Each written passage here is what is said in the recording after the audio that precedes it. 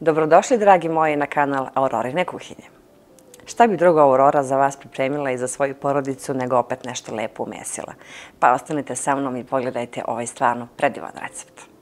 Ugrejala sam 300 ml mleka, stavit ću 8 grama kvasca, suvog. Vi možete uvek svež kvasac da stavite ako nemate suv, svejedno. I stavit ću 1,5 kašičicu šećera.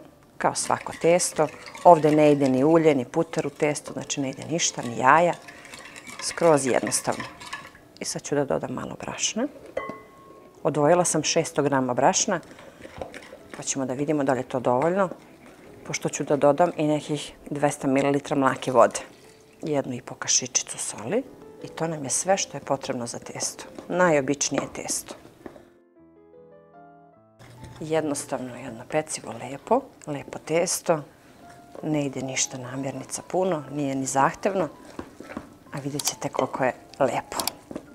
Umutit ću ovako dobro varjačom, pa ću ručno da zamesim posle. Dodat ću ostatak brašna.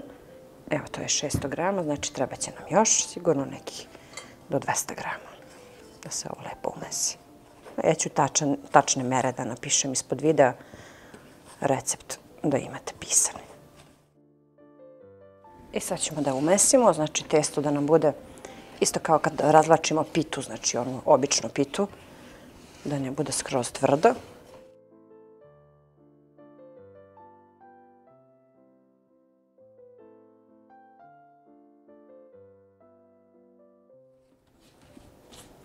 Evo, testo je gotovo, meko, fino. Sad ćemo da stavimo u vanglicu i da čekamo da jednom naraste, a onda ćemo da razvlačimo ovo testo i pravimo ove predivne kifle na malo drugačiji način. Znači nisu kifle one standardne koje razvučemo pa sečemo trugliće. Ne, ovo je skroz nešto drugačije. Evo, testo je naraslo i spremno je za razvlačenje. Pre nego da razvučem ovo testo, treba da napravim jedan premaz s čim ćemo da mažemo ove kore. Ovde imam 100 grama otopljenog putera, dodat ću 3 žumanca, samo žumanca, sve to zajedno izmešamo i dodajem 1 kašiku brašna. Sve ovo lepo sjedinimo i sa tim ćemo da premazujemo kore kad budemo razvukli. A kako je lepo ovo žuto. To sklanjamo sa strane, a testo nam je već stiglo. Podelit ćemo na 4 dela. Na 4 kore. Ovo je testo fino, baš kao za pite, samo što ima kvasac. I delimo na 4 jednaka dela. Da nam budu otprilike ovako iste. I sad ovu svaku premesimo i razvučemo da bude onako kao jedan plitak tanjir. Isto kao kad razvlačimo pite. Kifle na skroz drugačiji način.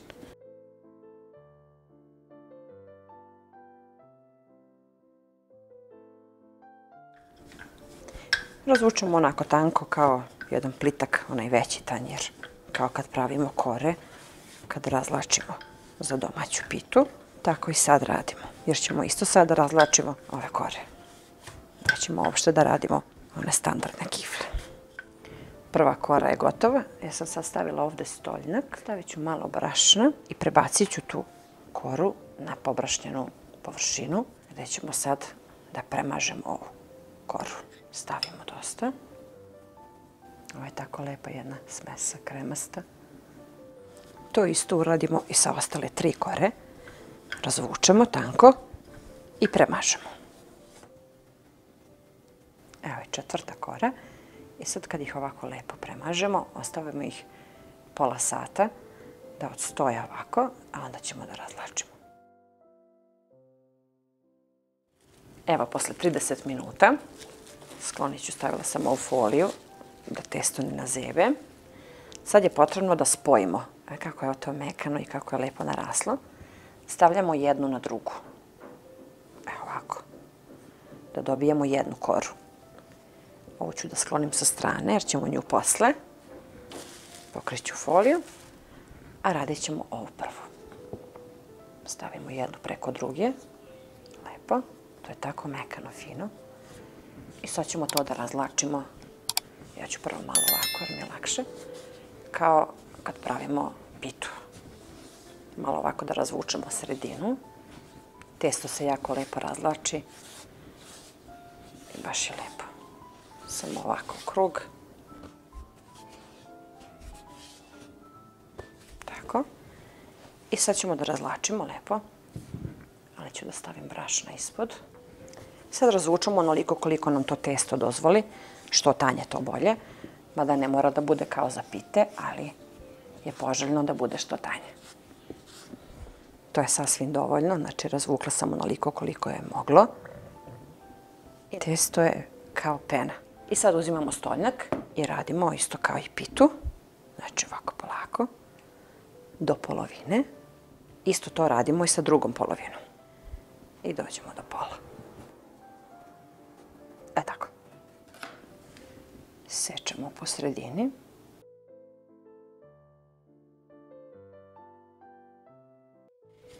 I sad sečemo ove vrhove, ću da sklonim. I sad ovako, otprilike koju hoćemo dužinu. Uzela sam tepsiju, stavila papir i ređamo ih. Eto, otprilike ovako da nam budu sve jednake. Može da se pune i sa sirom. Ja ću drugu, pošto imamo još jednu koru, ja ću da pravim sa džemom. Sa domaćim džemom od šljiva. Ove će da budu ovako slane, jer one već imaju dosta jaja u sebi i putara. Tako da ću da ih ostavim ovako, a drugi pleh ću da napravim sa džemom. Jako su nežne. Rernu da uključimo na 180 stepeni i pečemo ih onako dok ne porumene ili dobiju lepu zlatnu žutu boju. Sigurno 20 minuta.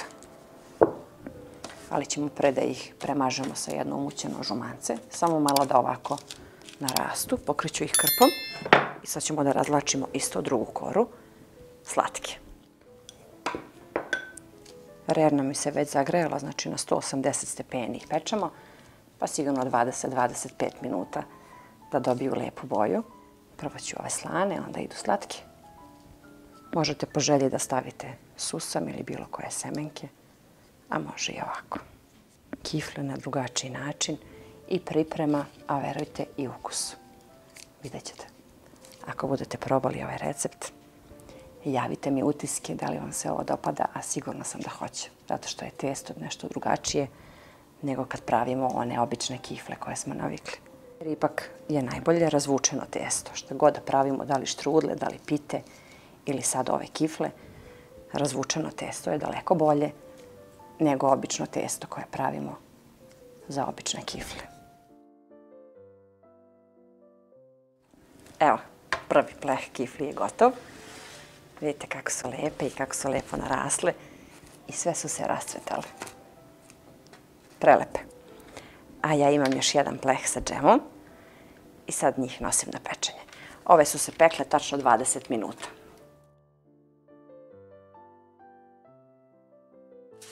Evo, kifle su nam se prohladile. Tako lepo mirišu.